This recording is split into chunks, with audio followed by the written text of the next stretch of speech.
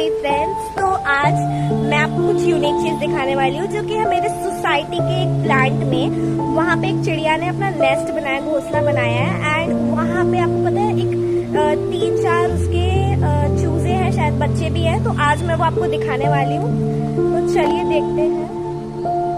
काफी बहुत ही यूनिक चीज है। मैंने जब उसको देखा था तो I was very much surprised. ये रहा वो ट्री जिस पर है वो, मैं आपको दिखाती हूँ।